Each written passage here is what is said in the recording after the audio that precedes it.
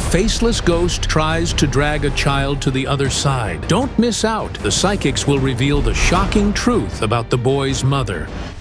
Welcome to Psychics Investigations. There are only real and astonishing stories here. People who call themselves clairvoyants investigate incredible paranormal phenomena and intricate criminal cases.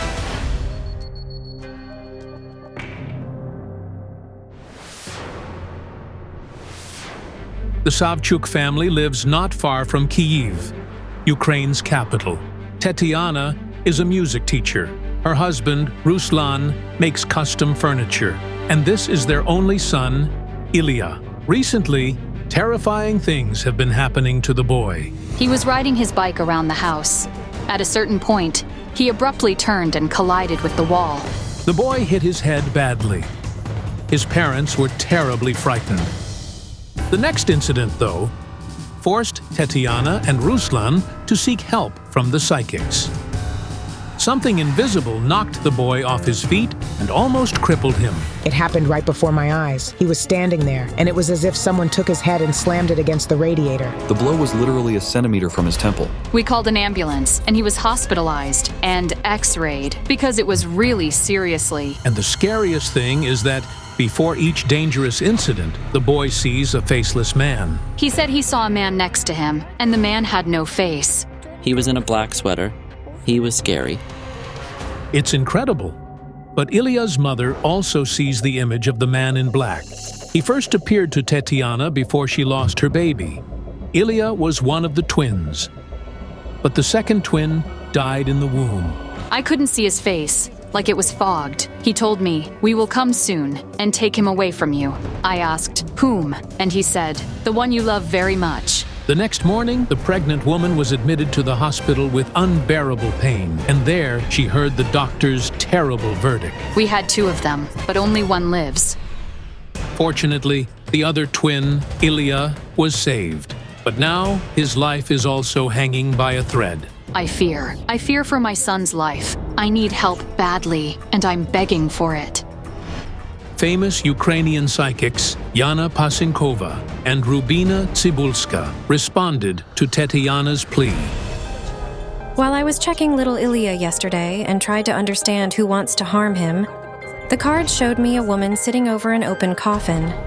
It was impossible to see who was in it, but she seemed to be whispering some kind of spell. And they had a dream last night. A man was holding Tetiana's son by the hand. They were standing with their backs to me, so I couldn't see the man's face, but he had wings behind his back, and the wings were all covered in blood. Could it be the Angel of Death? The Angel of Death has black wings, but this one's were white, but covered in blood. I don't know what kind of angel he is, but he's somehow connected to the boy's problem. Where to find the faceless man?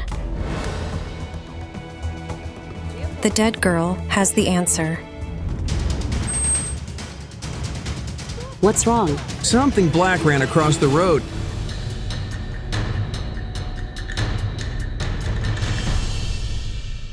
It's a mask. Where did it come from? It dashed out from over there. I don't know. It's a sign. Later, the sign will prove to be bad. But for now, the clairvoyants do not yet know what awaits them. Hello. Hello? We're desperate for help.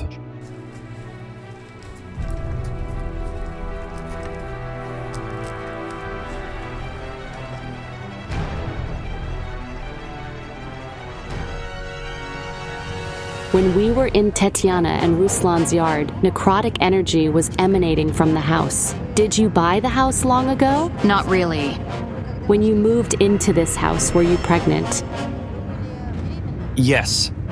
And the pregnancy, I feel, was very hard for you. Yes. There was a risk of losing her. So the problem with Tetiana's pregnancy arose as soon as they moved into the house. I decided to tune in more deeply to the place. And I needed to work with Ilya to understand who the faceless man was and what he had to do with the boy. Ilya is now inside with his grandma. Could I go in there with you? Yes, of course. Ruslan, you stay with me, all right? Yes, sure. Hello. What's your name? Ilya. And I'm Yana. Nice to meet you. Helena. Something about Tatiana's mother made me uneasy. I felt that she constantly had to deal with death. How exactly, I couldn't understand yet. Besides, at that moment, I was more concerned about the boy. I asked cards about the child, if there was any influence. They said no. That is, it's not attached to him, you see. Someone lives here. It's like this is their home. I want to see it. Do you have church candles at home?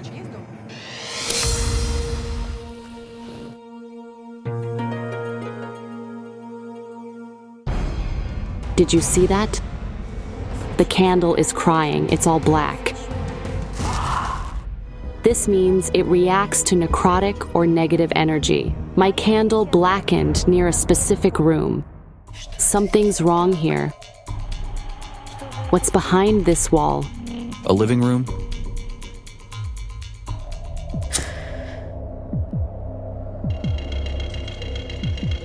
He's in the room. I feel cold coming from there. Careful, careful. It's just terrifying. Out of nowhere, a suitcase fell from the cabinet. It shattered the glass, which almost injured people. We got all scared. I felt a chill on my arm. Rubina, What's wrong?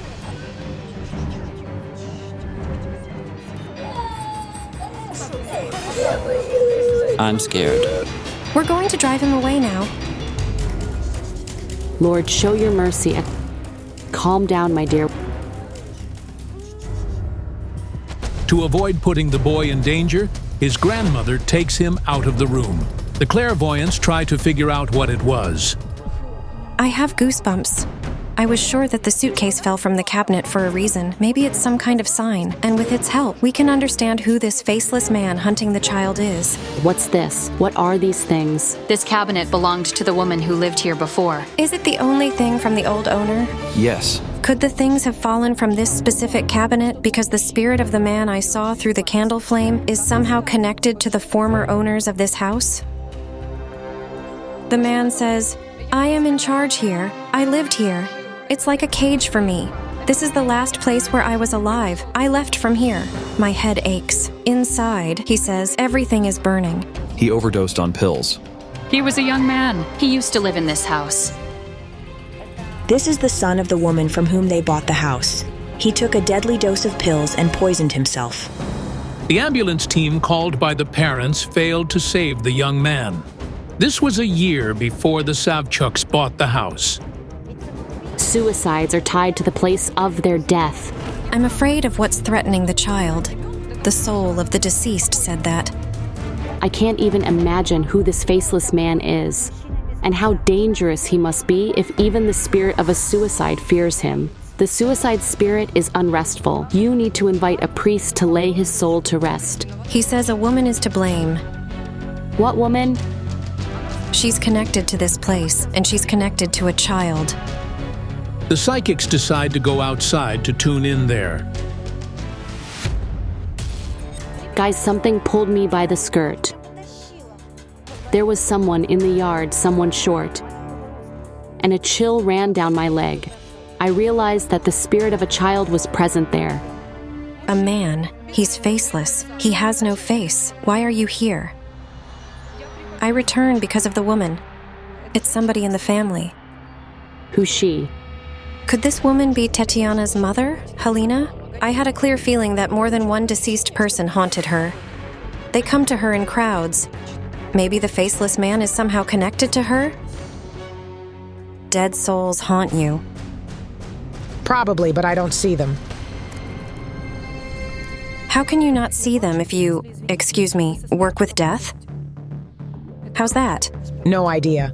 Helena works as a dispatcher at the local power company. What do the dead souls and death have to do with it? You have power. It's in your hands. Do you use it? Do you do something? Only prayers and eggs. I roll the egg and that's all. I do nothing more. It turns out Helena practices healing. Do you help people?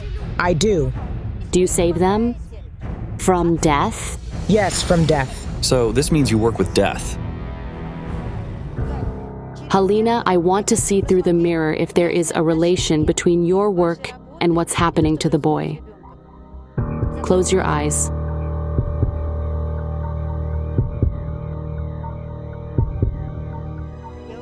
I saw a woman in the past. It's you. You are lying on the roadside. Were you in an accident? What happened? Yes, there was an accident. I was riding a bicycle and had an accident. I was riding to work. My daughter was in the 4th grade then. I was riding a bicycle in the evening. There was only a narrow path in the middle of the road, not covered with ice, where you could ride. And suddenly, another cyclist appeared riding towards the woman out of the darkness. We collided head-on. We didn't see each other. He was blinded by headlights, and I was blinded by a car. After that, I had cancer. I fell and hit my chest and head on the handlebars.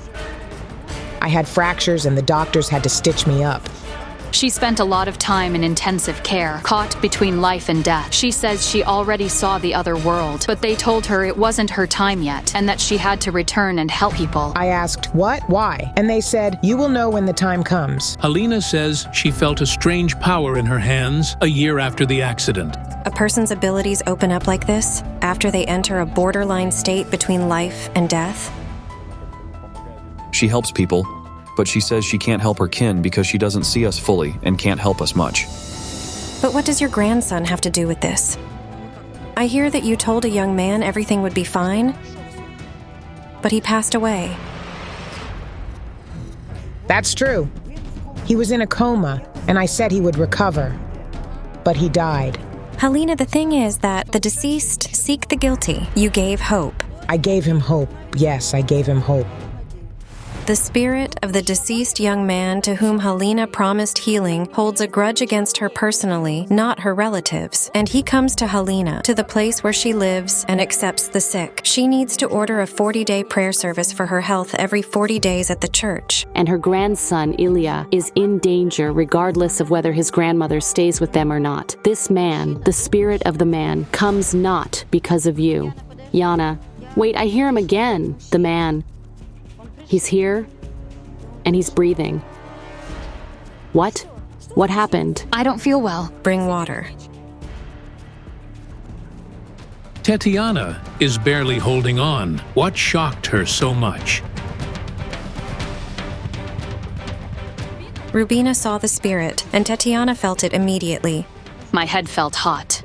Any better now? Yes. Something's pulling me. What's this? It's a spirit.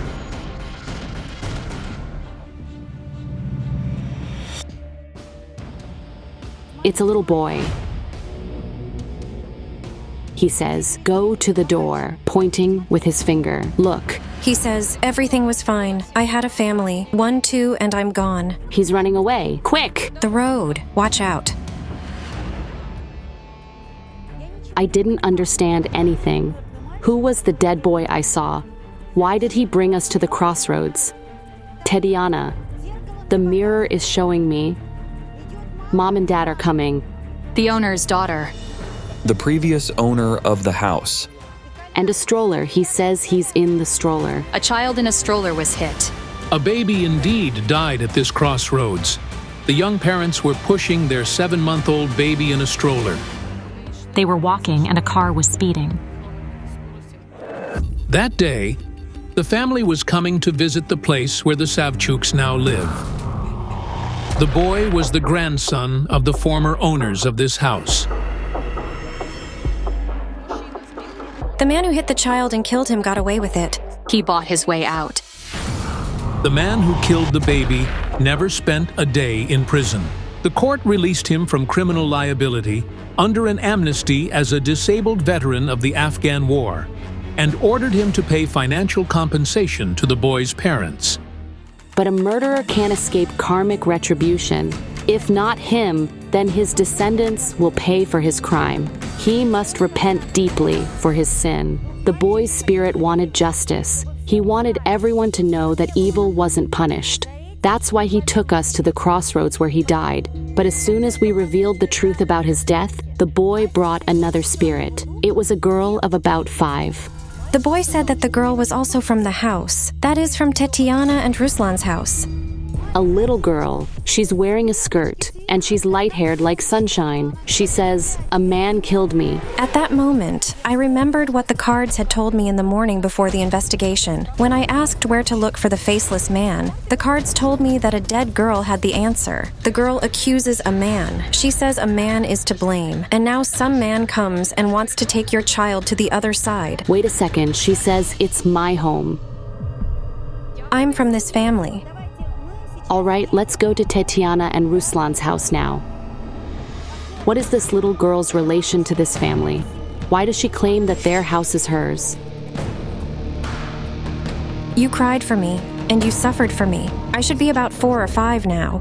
Who is this? The twins. There were supposed to be 2 of them. It's the unborn child. Yes, the unborn child. It's a spirit. She's fair-haired and curly. I saw her when I was pregnant. I see children. I saw them both in my dream. Ilya and her, yes. Gives me goosebumps. Tetiana, what were you going to name the girl? Sophia. Sophia? She wants to help. The girl's spirit says that the faceless man comes because of her mother. So, the woman because of whom the faceless man's spirit tries to take Ilya is Tetiana.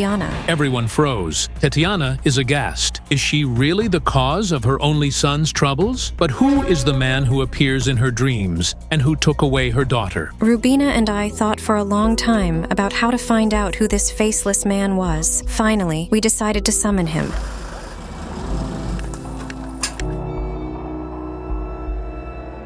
We need Tetiana so he can show who he is and what he wants. There is a ritual, a very ancient gypsy ritual. I agree. I need a circle of fire.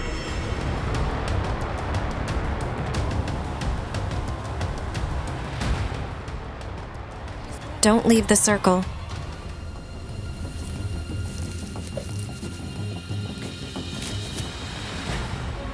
You may feel unwell. In this case, tell me right away.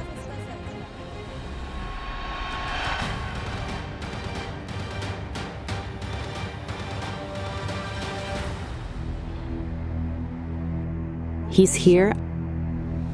I see him. Tetiana, he's standing behind you. He has wings behind his back. He's embracing you with his wings. I've seen the wings in a dream. Tetiana feels very unwell. She's barely standing. Will the ritual have to be stopped? Water. Bring water. Here, here, here. Here, drink it. He's standing and saying, "You left me here. You wanted this. I am with you." Yura, is that you? Yura? It can't be. Yura, please, don't hurt us. Don't hurt my son, Yura. Who's that? It's her ex-partner. He died. We lived together, and he died at 25. When they started describing him, I immediately realized who it was. Remember the black mask on the road? It was a sign. The spirit was hiding his face. He wore a faceless mask, so the boy couldn't describe him, and Tetiana couldn't recognize him. Yura was Tetiana's partner. They weren't married, but lived together for 4 happy years. But the couple had no children because the man suddenly died. Pneumonia. The doctors misdiagnosed him, and he burned alive. He was a very good person. You still hold him inside you.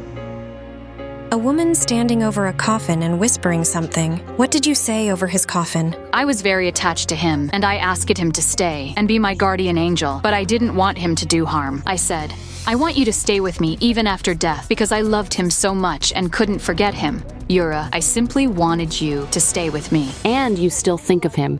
Yes. You still love him. Yes. Tetiana met Ruslan 6 months after Yura's death. When I met Ruslan, my husband, for a long time, I was afraid of this relationship. It's her love. Naturally, I was awkward to hear all this. He says, "You broke my wings. You betrayed me. You asked me to stay." That's why I saw the bloodied wings in my dream. They were bleeding because they were broken. Why is he after the boy? Because it's not his child. Yura is jealous, even of the child. This is the only connection between you and Ruslan, right? He wants to remove him to stay with you, Tetiana. You have a living man, and he will pull you out of the hell you're in. You will take her out of the circle.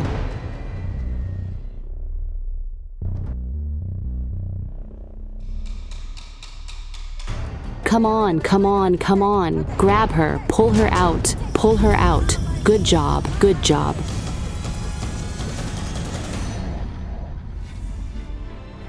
I want you to forgive me for thinking about him and constantly remembering him while living with you. I want you to always be with me.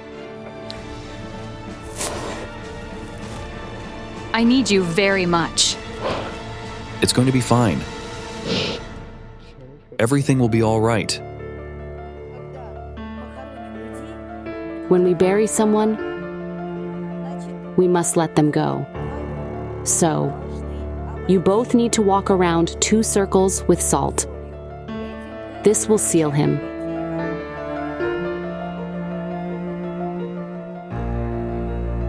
Go in peace.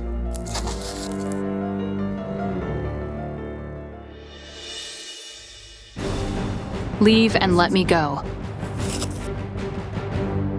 I forgive you and let you go. He accepts it. A massive cloud. I see the wings. Here, I see them. The clairvoyants have finished their work. We hope the man in the mask will no longer harm Ilya. They restored our family and brought us peace of mind. Thank you so much for everything. What an incredible story! A mysterious, otherworldly force has taken a man's wife and son. Are his only daughter and he himself next? Don't miss out. A murderous love secret will be revealed. May 23rd. For Miron Dineko and his 8-year-old daughter, Victoria, this date marks a tragic anniversary. Come, dear. Let's pray.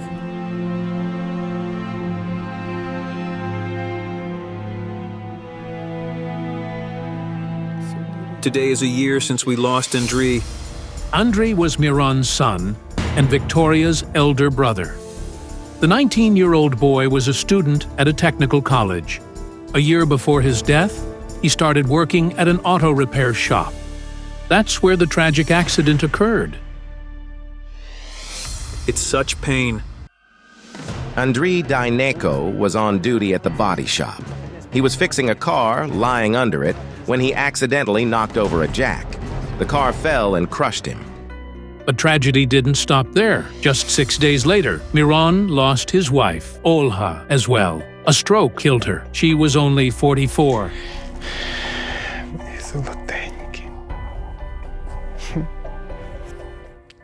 My dearest people are gone. Little Victoria and her dad visit the cemetery every Sunday. She brings her mom her favorite flowers and chocolate candies for her brother. I miss them. The girl still can't believe that her mom and brother are both gone. After we buried Olha, I came to take Victoria back from the relatives. She ran up to me asking, "Daddy, where's Mommy? My darling." I said, "Mommy's gone. She's with Andrei now." Such tears. It wasn't a child's cry.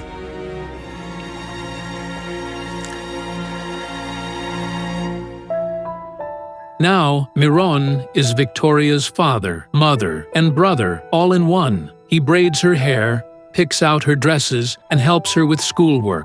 He tries his best to make his little girl happy. She's my everything. Dad's little girl. She's my dearest thing. But lately, Miron has been terrified by his dreams, as they foretell his daughter's death. I've had a dream in which I took Victoria out of a coffin.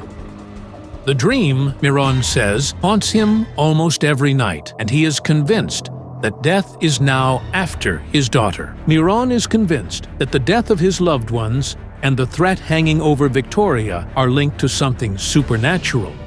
Why did my wife go just 6 days after Andrii?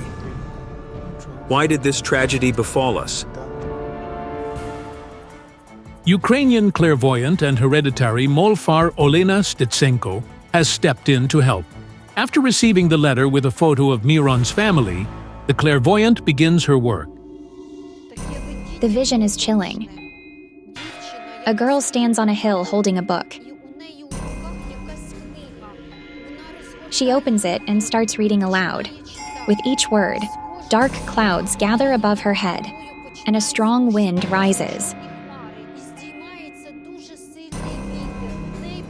A lightning bolt flashes in the sky, and at that moment, the girl transforms into a black raven and flies away.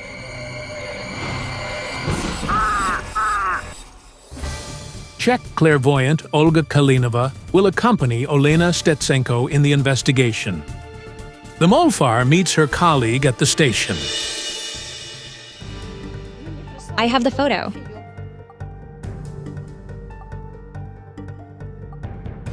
Olena, I see him in a coffin, but he's alive. He's alive. My God, is he going to die too?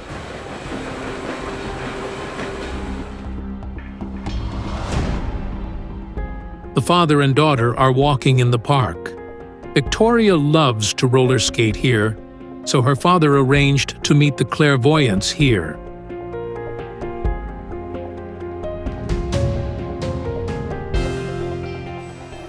Hello. I need your help. Victoria, we have presents for you. Miron says there's nothing else he needs in the world except to see his daughter's smile. Olena, what's wrong? Are you unwell? I'm trying to see Andrii and my chest feels crushed. I can't breathe. A car fell on him and crushed his chest. I seem him being taken somewhere in a vehicle. To the hospital. He was still talking.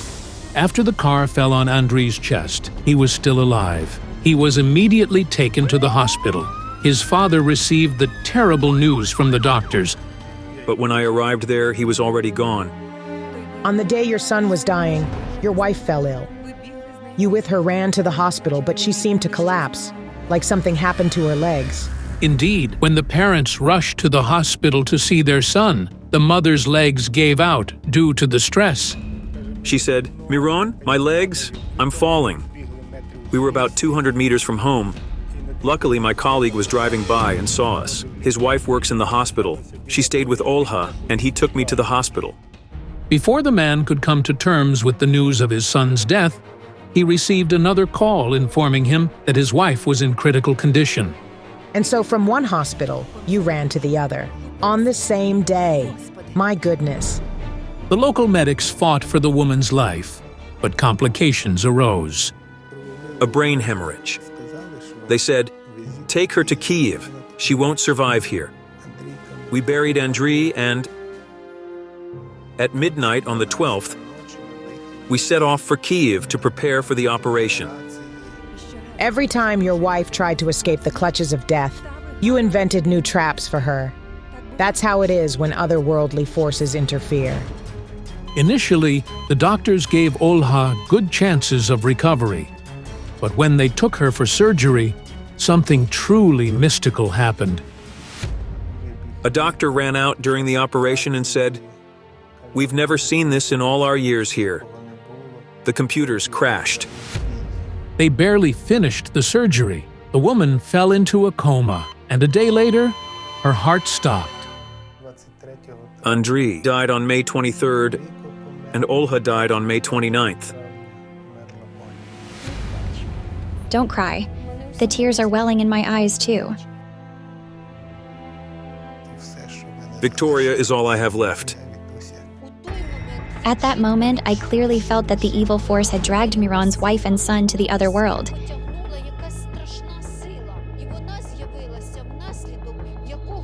And it had emerged from a powerful magical ritual. A ritual? But who performed it? I noticed that the black raven began circling around us. The raven is looking for its next victim. I sense danger for the girl. I worry about my daughter. What can we do? I'll try to tune in to understand where this force that's destroying your family came from. I had a vision. Miran's wife stood before me in a white wedding dress. But what caught my attention was that I felt the energy of another wedding on her dress. Another woman had married in your wife's dress before. Miran and Olha weren't wealthy, and the cost of a new dress was too high for them. So, a relative lent the bride her wedding dress. Olha might have taken on the energy of another family. If there's sorrow in one family, you can pass it on through a wedding dress to another. It's incredible, but Miran and Olha's wedding was 20 years ago. Could the cause of all their misfortunes be the wedding dress? I'd like to check if it's so. Can we go to your place and look at the wedding photos? Of course. The man and his daughter live with Olha's mother, Maria. This is where they all used to live. After Olha and Andrii's deaths, they decided to stay. To provide for his daughter, Miran now works twice as much. So the girl often stays with her grandmother. The three of them live in this modest two-bedroom apartment. Hello. This is Olha's mom. Come in. Maria is distressed. She says when she found out her son-in-law had turned to the psychics, she felt hope that she might understand why her daughter and grandson had died so suddenly. Can I see your wedding photo?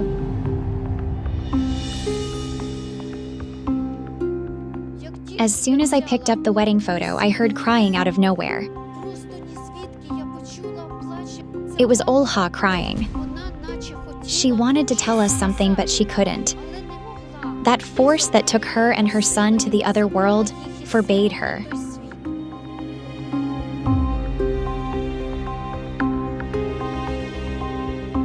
Victoria, please go to the other room. Go and draw. I've scanned the photo. The dress bears the imprint of 2 different weddings. She borrowed the dress from my cousin's wife. But I don't feel any negative energy on the dress. Maria says the couple who lent Olha the dress is doing very well. They have 3 children and have built their own home. My God, look. The portrait is crying. She's trying to say something.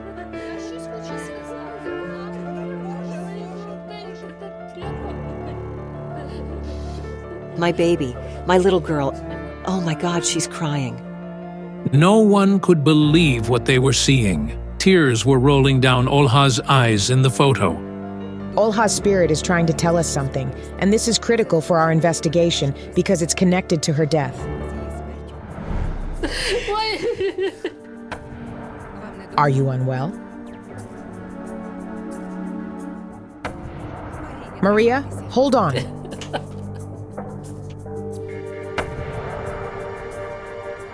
Maria's health significantly deteriorated after her daughter and grandson's deaths. It's no wonder that from all the emotions, the woman felt sick. Let's go to the living room and sit down on the couch.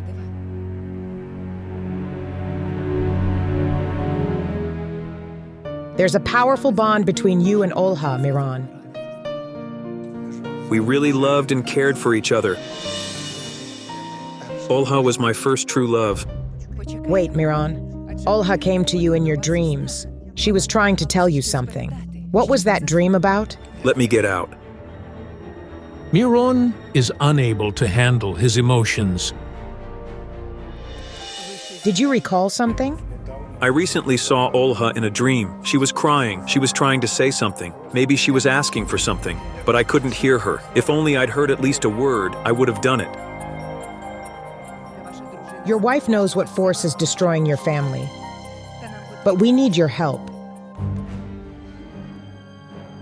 What is Olha's spirit trying to say? The psychics decide to go to the cemetery, where Miran's wife and son are buried. Olha is over there and Andrii is in the middle.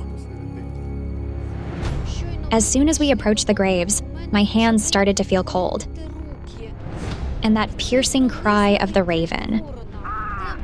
The dark force was guarding Olha and Andrii's graves. It took them to the other side and didn't want us to find out what it was. That's why Miron's wife's spirit couldn't make contact. There's a black force around the grave, and its energy is female. It's weird. Another vision. The girl turning into a raven.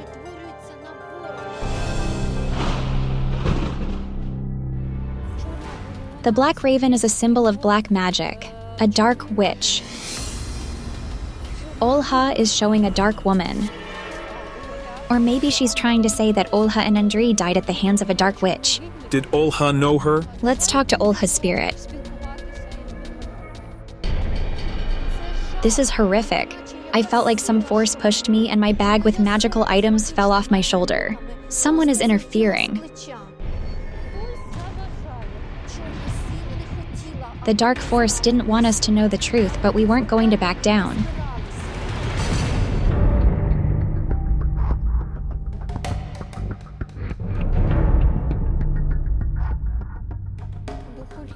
Olha's spirit is here, but she won't communicate. I can't hear her.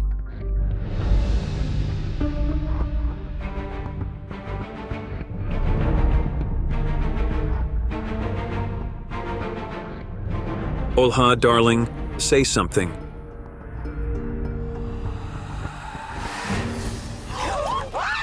Olena. God! Olena! Olena! Something terrible is going on. Olena Stetsenko has fainted and won't come to. It was Ola's spirit. It broke through the dark force's defense and burst into Olena. I didn't know what to do, since if a spirit stays in someone's body for too long, they can die. We were about to call an ambulance when suddenly the psychic started talking. But she was behaving strangely. You're here. I've been waiting for you. Come closer. I need to tell you something. Olha, say it. I'm listening. I love you so much. Protect our daughter, and I'll take care of our son. Olha, will I ever see you again? Don't hurry. We have a daughter. You must raise her. A woman separated us. What woman? Tell me her name. She's no longer in this world. She strangled herself. I wanted to tell you this. I had to warn you. But Olha, what do I do? Olena! We must return her. Olena, breathe.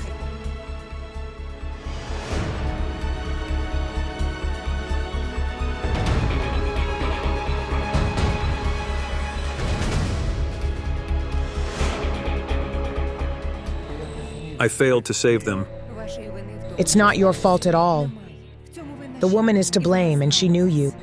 The woman was head over heels in love with Miron. But Miron doesn't seem to understand who the woman could possibly be. Her expression is angry, and she's smiling bitterly. She didn't wish you two to be together. She loved you. But I have no idea who it could be. She walked around you. Whirlwinds and tornadoes circled around her. She could do dark things. She wanted to make sure no one was near you. It was her revenge for choosing someone other than her. While alive, she turned to dark forces. And she read a book of black magic to summon a supernatural power. Miron is so upset that he still can't understand who the psychics are talking about. After the investigation, we asked the locals if they knew anything about it. And we did find out something. That must be Natalia. Natalia, whom the people are talking about, was Olha's friend. As girls, they spent a lot of time together. But when Miron started dating his future wife, rumors spread through the village that Natalia had turned to magic. People said that when she read her book, the wind started whirling. But then Natalia hanged herself for unknown reasons. So was she really secretly in love with Miron and couldn't let him go even after death? But how is that possible? The girl was obsessed with Miron. When you truly love someone, you wish them to be happy. But Natalia wanted Miron to be hers alone and no one else's. The spirit of the girl who practiced magic turned into a raven. After she involved in dealing with dark forces, she became their servant and can't find peace. She feeds on one thing: the wish to kill everyone Miron loves. Olha and Andrei's spirits are here. My dearest, I loved you above all. I'm so sorry I lost you both. You must release them.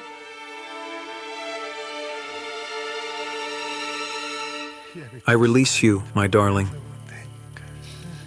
Be with Andrei, my love.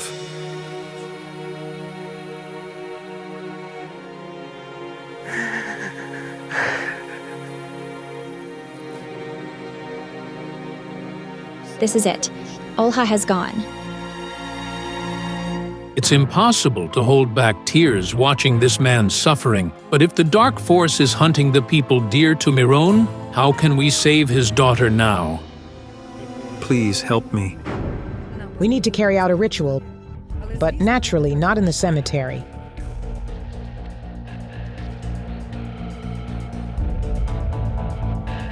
The psychics found a vacant lot not far from the cemetery and immediately started preparing for the ritual. We'll need to invoke the elements: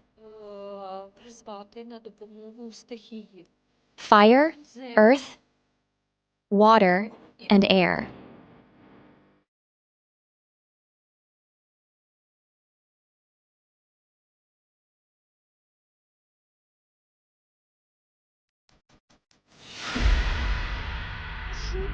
I beg you to let go. Step back, dark spirit. A brutal murder of a young beauty. The girl's ghost will reveal the whole truth about her death. Don't miss out. Psychics will look into the eyes of the real beast. Psychics Kayal Alekperov and Jana Shulakova met to discuss an important matter. But before the clairvoyants could even get out of the car, a woman approached them. Hello. Hello. I need your help. My daughter went missing on November 4th, 2015. She was murdered. In this photo, 15-year-old Kristina Storozhenko is with her younger sister at the celebration of the 1st of September at school. Her dream was to become a medic and work with children. A beauty and one of the best students in her class, she was going to enter the local medical school the next summer. Kristina and I were going to enter it together. Back then, no one could have imagined that Kristina's cherished dream would never come true. The murder of the 15-year-old beauty became one of the most brutal crimes in this area in the recent 10 years. So let's find somewhere to sit and talk.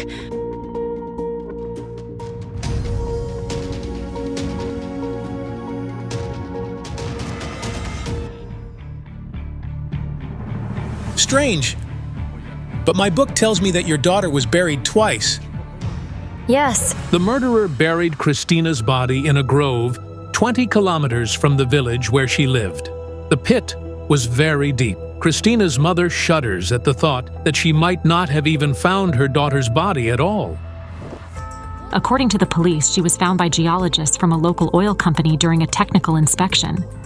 The mother still doesn't understand how her daughter ended up so far away from home. After all, Kristina was last seen at the cafe in the village center.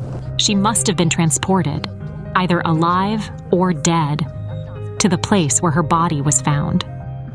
It was a real grave. The pit was large, and it was as long as my daughter was tall.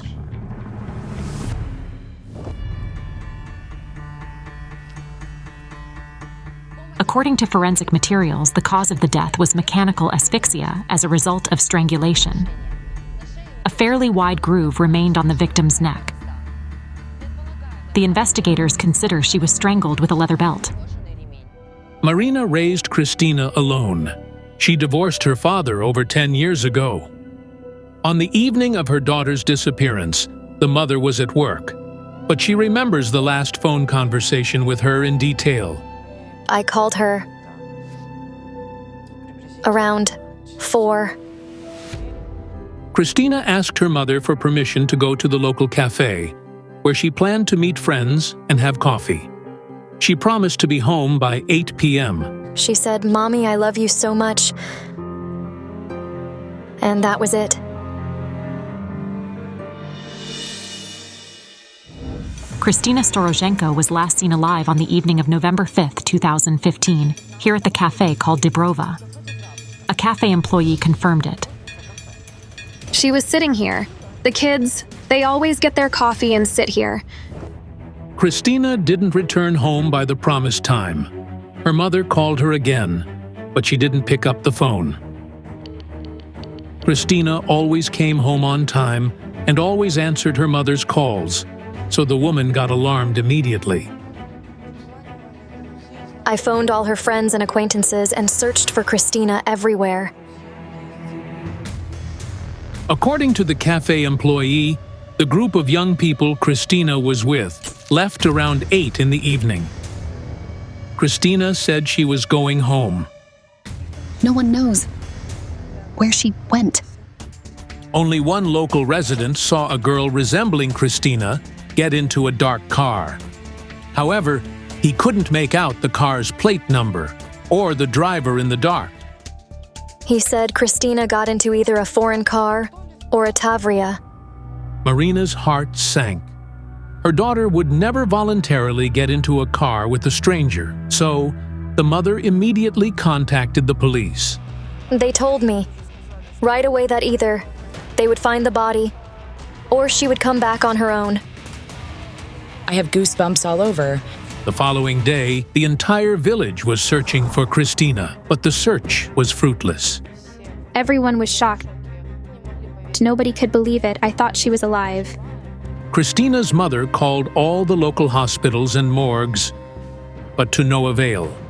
Every day I went to the police, and every day I begged them, but no one seemed to be looking or doing anything.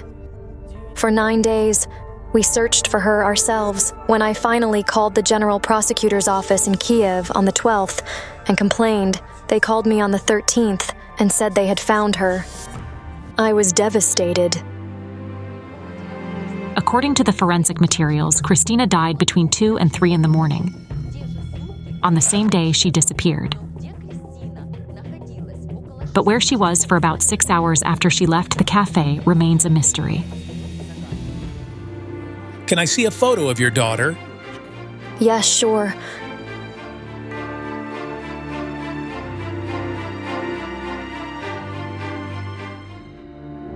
How horrible! Your daughter's entire body is bruised. Her skull was fractured. Her ribs were broken. There was a huge bruise near her temple.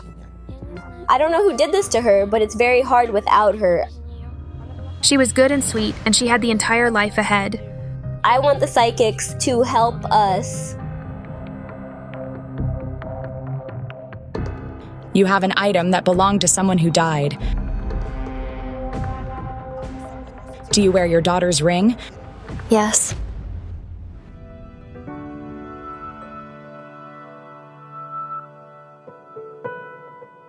This ring, it was your gift to your daughter for some celebration. Wait, was it her last birthday? Yes. They gave it back to me right away. I put it on a chain and never take it off, as a reminder of Christina. I'd like to work with the ring. I see a young man in handcuffs. Marina, is there a suspect in this murder? Well, yes. One boy was suspected right away on the 13th. I studied the case materials thoroughly and found a confession from a young man named Stepan Prokopenko. He claimed he was the one who murdered Christina. Was he detained? 2 years ago? But if the suspect is already in detention, why did you come to us? They only told me he was the killer. and I immediately said that he didn't kill her. When Prokopenko was asked in court how he did it, he couldn't explain or even describe the basic things, like what Christina wore.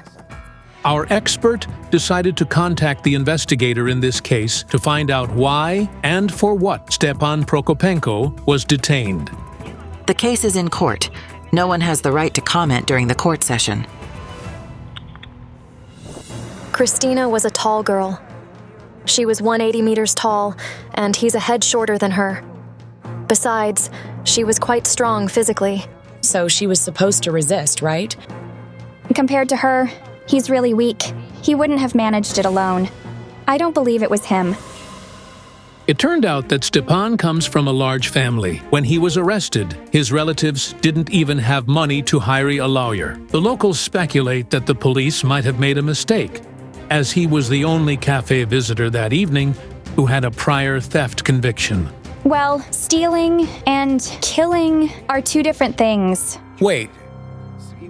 The witness who saw your daughter mentioned a dark car. But when I tune in to Stepan's energy, I see him driving a white car. This suspect, who is in custody, had none of Christina's hair or fibers on his clothes or in his car. Nothing at all. But how could the suspect strangle the victim, bury her body, and not leave any fibers from his clothes on hers? There is no evidence against him. No fingerprints. Nothing. The suspect has been in pretrial detention for 2 years, and the trial is still ongoing. Perhaps the prosecution still lacks the necessary evidence of his guilt. My book is now telling me that the girl wants us to find a man with a key. A man with a key to a room. It's a torture chamber. Are you sure she wasn't held somewhere after she disappeared? I just want to know the truth. What really happened and who did this? I can't live with this. We'll try to do everything possible. Let's meet tomorrow morning. All right. May I keep this ring to work with it? Yes, of course. So we'll be back tomorrow to start the investigation. Thank you. The next morning, on their way to meet with Marina, the psychics exchange their visions. Kayal, I had such a terrible dream last night. There was utter darkness, and I only heard a woman's piercing scream. Help me! I headed towards the scream, and suddenly a gray-haired woman appeared in front of me out of the darkness. She stood with her back to me, and I couldn't see her face. Strange. Who could the gray-haired woman be, and what does she have to do with Christina's murder? In the morning when I summoned my jinns, they told me a strange phrase. A silver deer will point the way to falsehood. You know, after I worked with the ring last night, I had a strange dream. Someone tore a chain with an icon from a girl's neck. And then fire flared up around her. It looks like some kind of ritual murder. Jana, look! What is this? It can't be. A field is burning outside the window. It's a sign. Both psychics had very strange visions. What is that all supposed to mean? Hello? Hello. Marina, take this. I had a lot of strange visions. One of them was about a man taking a shoe off your daughter's body. Was your daughter found barefooted? Yes, she was. Christina was indeed found missing one shoe. The police searched the area, but never found the missing shoe. I understood that the man from my vision didn't take the shoe for no reason. It looks like a maniac who took a trophy. To understand their visions better, the psychics decided to go to the cemetery where Christina is buried. Hush, hush. I just... Drink it. Breathe. Inhale deeply and drink the water. It's all right. I've never felt this bad. Marina, be brave.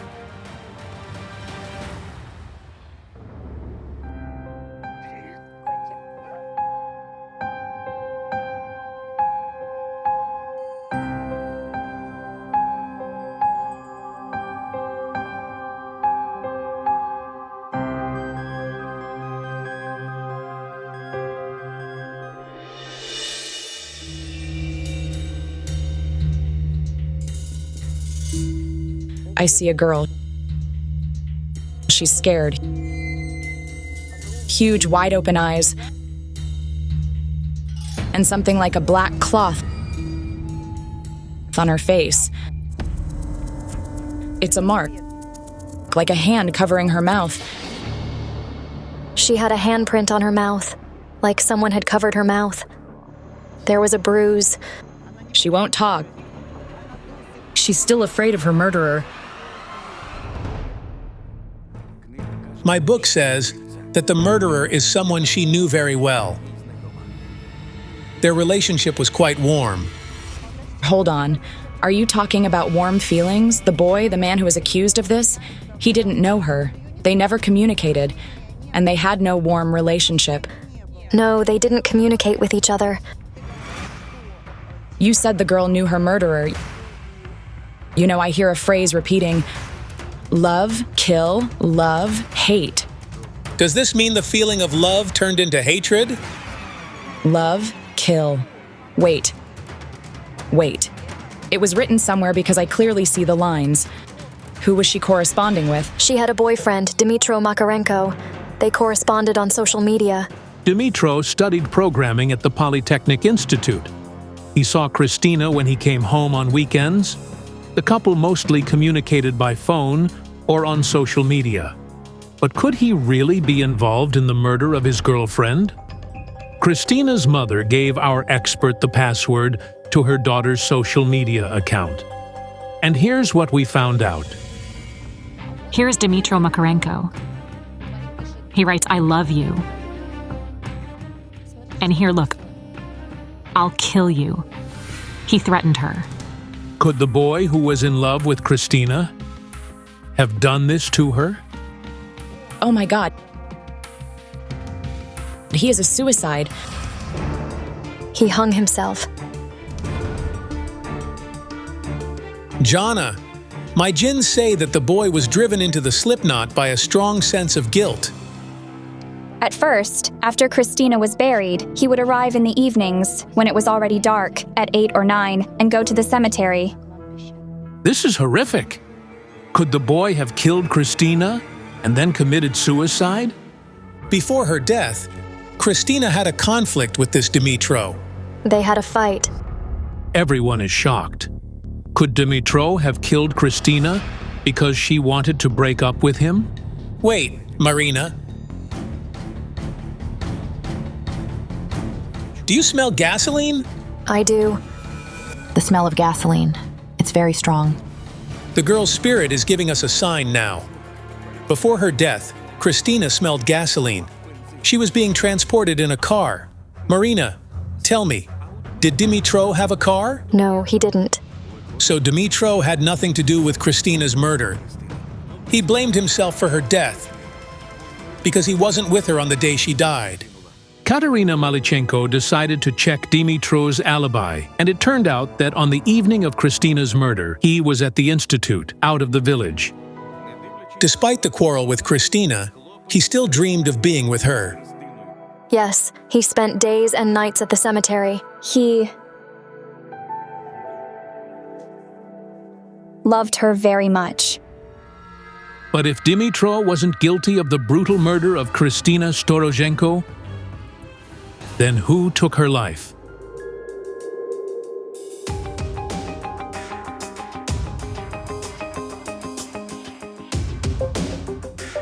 Marina, I feel that you suspect someone from your family in your daughter's murder. It's Christina's father.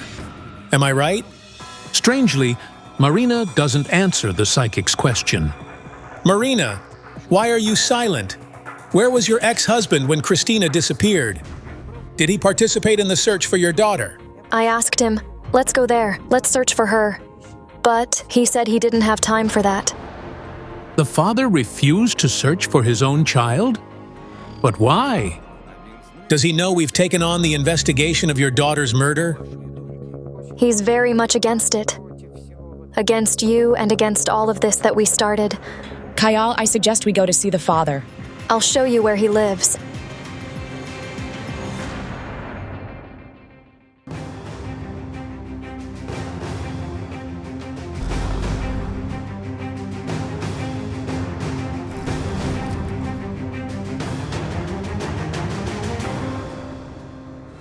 This is the house. It's locked. I feel that your husband is inside. Suddenly, we heard someone close the door of the house, and then a silhouette flickered in the window. There's someone inside.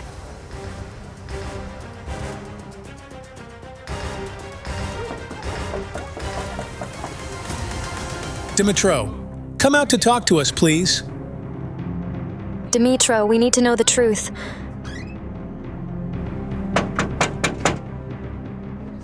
I am not going to ask the devil what on God's mind is. Strangely, the man flatly refused to talk to us, claiming we were connected with the devil. Marina, is this his car? Yes.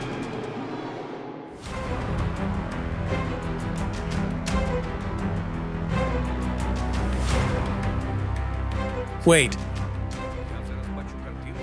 I now see your husband dragging your daughter's body into the car.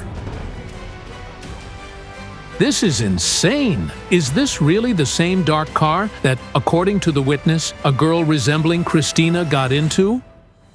A man. And next to him, I clearly see the girl. It can't be. Is the father really involved in the murder of his own daughter? Watch the next episode. The psychics will uncover the mystery of the brutal murder. A room that I would call a torture chamber. Your daughter is screaming, struggling, but she can't do anything. Marina, your daughter was raped. It was very brutal. I want to look into this person's eyes. The investigation into the brutal murder of a schoolgirl continues. Don't miss out! The psychics will look the murderer in the eye. Psychics Kayal Alekperov and Zhanna Shulakova will continue to investigate the murder of schoolgirl Kristina Storozhenko from a small Ukrainian village. On November 4th, 2015, Kristina met with her friends at the local cafe. Around 8 p.m., everyone went home, but no one saw her again. For 9 days, we searched for her.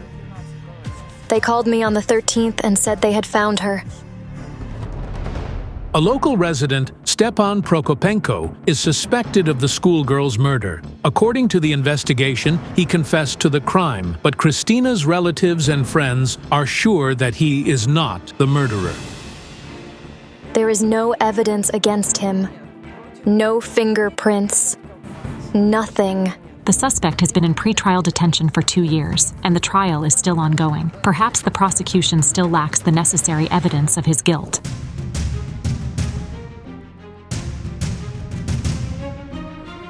My book says that the murderer is someone she knew very well. The psychics found out that Christina's father, with whom Marina has not lived for many years, is categorically against their investigation. It's locked. There's someone inside.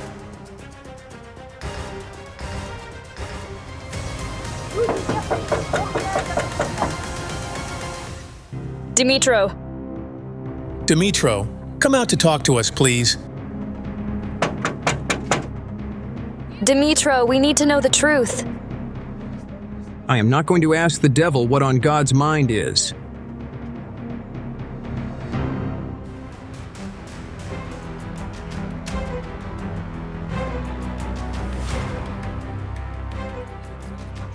I now see your husband dragging your daughter's body into the car. Is the father really involved in the murder of his own daughter? He took her body to the morgue by car. After the police dug her up, they simply abandoned her. There was no one to take her to the morgue. Do you mean to say the police just turned around and left after they found the girl? Yes. The man refused to talk to us because of the horror he had to endure. The father is not involved in his daughter's murder. Law enforcement officers are required to take a body from the place where it was found, as there are many valuable pieces of evidence on and around the body that will simply be lost. My jinns are speaking. We need to find a man with fire on his shoulder. He is hiding the truth. The psychics sensed that they needed to return to the village center, where the investigation began. We saw a man with a fire tattoo. Marina, do you know who this man is? Yes, I do. Mykola Prokopenko. He's the brother of the suspect. Who murdered Christina? You know who did it. No, I don't. You're lying. I sense that you, like your brother, were also suspected of this murder. Yes, the police suspected me. At the interrogation, Stepan Prokopenko said that his brother Mykola helped him bury the body of the murdered schoolgirl. But why wasn't Mykola Prokopenko detained along with his brother? I didn't do it. They needed to find a second person, so they pinned it on me. I insisted that Stepan couldn't have done it alone. Physically, he couldn't even have lifted Christina. And within a month, they found this Mykola. Did you have an item that belonged to the victim at your home? They found her chain, and there was a golden big icon on it. I can't explain where that chain was from. Then how did they link it to you? You'll say your brother gave it to you, they told me. Who said it? At the police station. They beat me until I said what they wanted to hear. Then they gave me a paper and said I had to sign it. I refused, but they said if I resisted, I'd end up where my brother is. And you confessed to everything and signed it. Well, if they used an electric shocker and everything else on you, would you not confess? Tell me, where were you on the evening Christina disappeared? At home. Everyone will confirm it. Is your brother guilty of Christina's murder? Of course not. So his confession was also forced, wasn't it? Absolutely. The best way to figure everything out is to reconstruct the events of the evening and go to the place where she was last seen alive. It was in Dubrova. It's right here, nearby.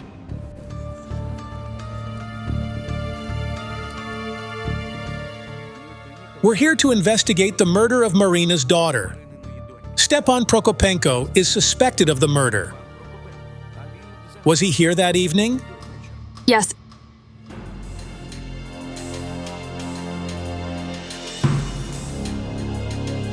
Christina sat here. Yes, here. She sits here with her friends. She was upset about something. Perhaps about the fight with her boyfriend, Dimitro. They quarreled the day before it happened. She was upset. I asked her, Christina, what happened? And she told me her boyfriend dumped her. I see Christina talking to a guy. He's tall and quite stocky. Yes. Before leaving, she was sitting here with a guy. The cafe employee saw Christina sit at a table with her acquaintance, Yevhen Bondarenko. I've known Yevhen since we were little. He and Christina were friends, and they hung out together. I see your daughter finish her coffee, say goodbye to her friends, and leave the cafe. Did Christina leave alone or with someone? I see Christina leave the cafe. She walks with this tall guy, Yevhen. They stop to talk here. Then a fair-colored car approached them, driven by a guy. He seems to be inviting Christina into the car. We need to talk to this Yevhen. Hello. Hello. We agree to talk, but only without the cameras. Excuse me, but who are you? I'm his mother. Yevhen's mother? Yes, Tetiana, let's go. It's very strange. Is Yevhen afraid to say something? Could he be hiding something? Yevhen, you have nothing to fear. Okay, I've got nothing to hide. Were you Christina's close friend? Yes. What happened that evening when Christina disappeared? We were sitting in the cafe. When we went out, she got into their car and left. Whose car did she get into? There were the guy who's doing his time and his relative Cherednichenko. It turned out that during the interrogation, Stepan said that after the cafe, Christina got into the car with him and his relative with the rare name, Korshalbai Cherednichenko. Did Christina call you after that? Did those guys take her home? They told me they dropped her off near the dormitory. There, she got into a car and left. A dark foreign car pulled up. Strangely, during the interrogation, Stepan Prokopenko stated that Korshalbai Cherednichenko drove them to the forest in his car and then left. And they stayed in the forest with Christina and had sexual intercourse there. We talked, and then we had sex. And then she started saying terrible things about me and my mother. I lost control and strangled her. So, what really happened that night? Was Christina left near the dormitory where she got into another car? Or did Korshalbai Cherednichenko take her to the forest with Stepan? Did you call her to find out where she went? I was already on my way home.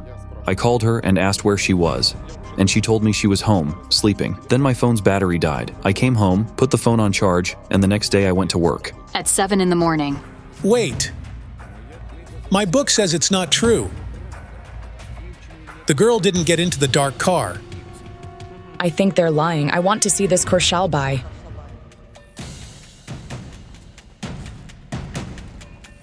Jana, this Yevhen is strange. I can't tell if he is lying or just repeating someone else's lies. He's hiding something. It might be.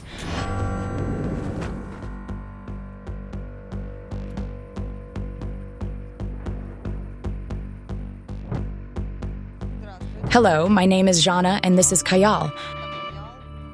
Where is your son now? He's a soldier. He's serving in the army. Today we talked to a guy named Yevhen. He says that your son and Stepan Prokopenko picked up the girl that night. He told me his recollection of that night was blurry. He said he drank a bottle of vodka, but if they drank a bottle of vodka or cognac, they weren't drunk. But if you say they weren't drunk, then why did your son have memory lapses? Let me dial him. I'm putting him on the speakerphone. Hello. How did it go? Did Christina leave with you and Stepan? We stopped in the woods and they got out of the car. Stepan and Christina? Yes, they got out of the car and I went home. But according to Yevhen, Christina got into another car near the dormitory. How can we know what is true? I wasn't there and I didn't do anything. Basically, everyone is lying. What am I lying about? Please tell me it. Are you sure your son has nothing to do with Christina's murder? I have some doubts. I asked him where they went and what they did. He and Stepan lied that they didn't see her that evening, but then it turned out they did. And that's it. He said Stepan asked him not to say anything because he stayed there. But if your son is innocent, who do you think strangled Christina? Stepan? No. Stepan isn't the kind of person who could strangle someone. No. So, who do you think killed her? You came and you will leave soon, but we live here all the time. For 3 months, a black car was watching my house. They hit me on the road and said next time they would hit my children. Who told you that? The woman is silent. But if we assume that both Stepan and Korshalbai are involved in the girl's death, then why is only one of them accused of the murder? I understood that both Stepan and Korshalbai were somehow involved in the girl's death. However, I felt that someone else was also involved in this case. We need to go to the place where her body was buried. Maybe there we will see how everything happened on the night of her murder. It's far and it's dark. I suggest continuing tomorrow morning.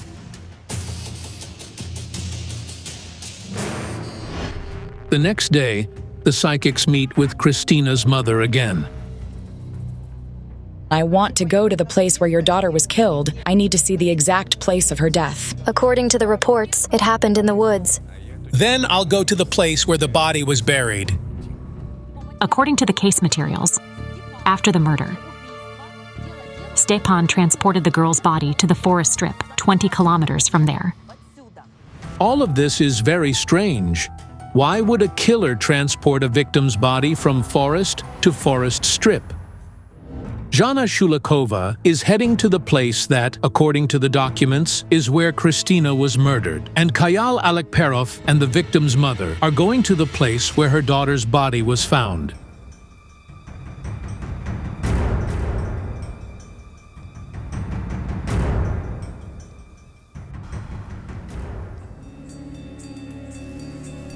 Christina's spirit is with us now. Your daughter was brought here when she was already dead. Who brought her? How many of them were there? I see 3 silhouettes. But why was the schoolgirl's body transported here, 20 kilometers from the place where, according to the investigation, she was murdered?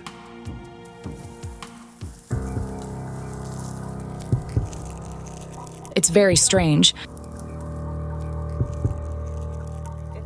This is not the place of the murder. Christina wasn't killed here.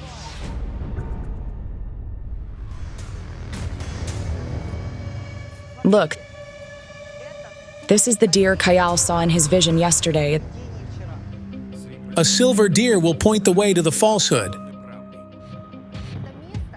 This place was conveniently made to look like the place of death, to divert attention from where Christina was actually killed. It's weird that the soil traces found on the victim's shoes do not match the soil samples from the place the police consider the crime scene. This is simply impossible. So, where was Christina really killed? And why would someone hide the real place of her death? Marina, my jinns are telling me that she was killed somewhere nearby. Where? At that moment, I remembered the fire blazing in the field. Everything is burning. That place. I passed by it. There was some kind of oil rig there. It's the oil and gas field called Sakalinka. Jana, we need to go to the oil rig.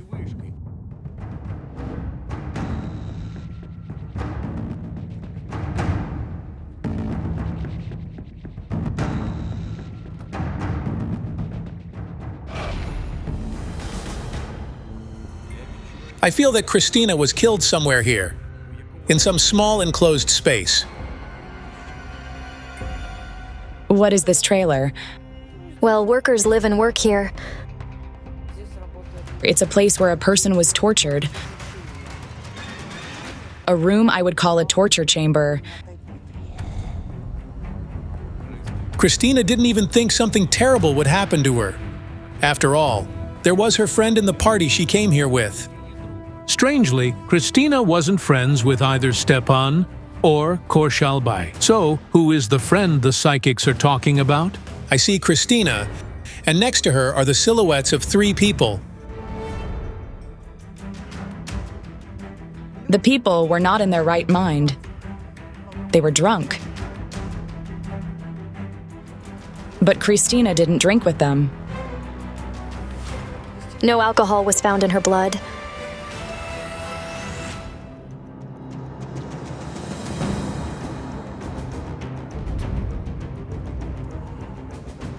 Oh my goodness. I saw a woman with gray hair, but she wasn't old. It was a girl. Her hair was gray when we buried her. Marina, I'm very sorry, but I see that your daughter was raped. It was very brutal. The murderers covered her mouth with their hands. No one heard her screams. Oh God, There is no evidence in the case confirming sexual violence. Only the initial examination mentions a sexual act committed by a group of people, as sperm samples from several individuals were found in the victim's body. But the other case materials state that Christina only had sexual intercourse with Stepan, and it was consensual. But how can this be? Everything was torn. Everything that could be. Her ribs were broken. We were told that this happened during the autopsy, that such things can happen during an autopsy. Then, why is only one person suspected of Christina's murder? And if everything the psychic said is true, who is the third man involved in the schoolgirl's murder? I see a seal. A key, a man who has the key. Marina, which of Christina's friends has access to any of these premises? Bondarenko works here, and he is the only one with the keys to all of this. I can't believe that. What is that supposed to mean? This is the young man the psychics recently talked to? I have a feeling that Christina had been here before her death. When we reviewed Christina's chat with her boyfriend, Dimitro, we found messages that confirm the psychic's words. In it, she informs Dimitro that she went to see Yevhen at Sakhalinka. This is the name of the oil and gas field where the psychics were. Bondarenko proposed to Christina to start dating around the 1st of November. Christina got along with Dimitro, and then she wrote to Dimitro that we can't get along with you because Bondarenko belongs to me. What a horror! So the one for whom she had feelings is to blame for Christina's death. And because of whom did she leave Dimitro, who loved her so much? I want to look this person in the eye.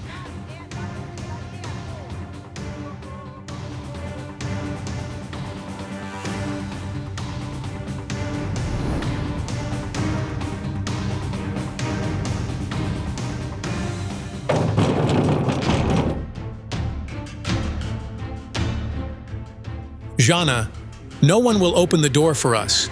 Yevhen is hiding the secret of Christina's murder. At the beginning of the investigation, the police took Yevhen Bondarenko's clothes for examination as one of the main suspects in the case. However, his name mysteriously evaporated from the case materials after that. He has money.